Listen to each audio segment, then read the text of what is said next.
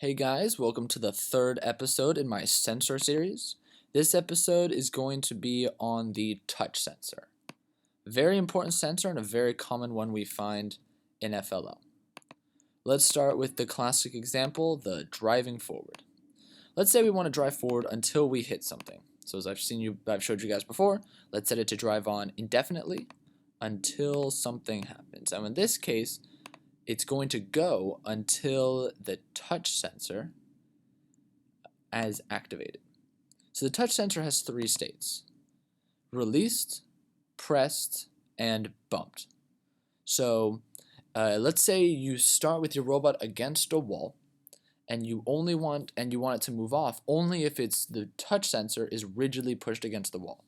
So while the release thing is on, it will drive forward until the button is released.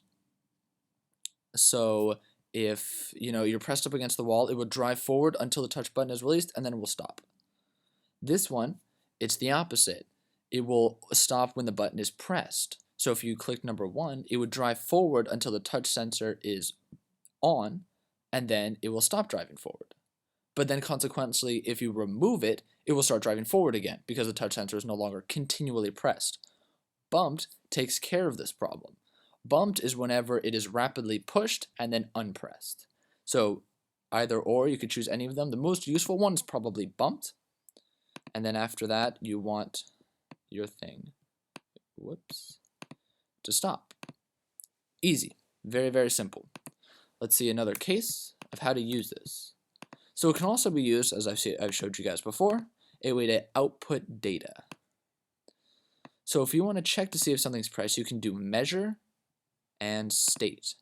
And this will output the state it's in. If it's in state 0, it's released. If it's in state 1, it's pressed. And if it's in state 2, it's been pressed and released rapidly. And this you can put in some sort of variable or some sort of switch function, all of which I cover in my beginning and advanced programming classes.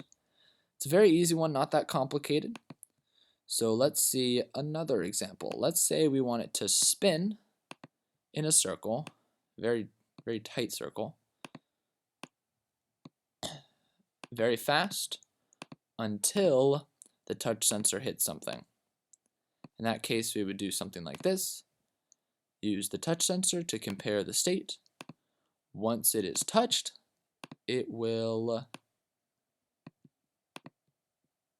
stop moving. Very simple. Feel free to try this on your own Mindstorms robots. Should work. Troubleshooting is always a possibility, but it's a very simple program. Should work. Thanks for watching and keep creating.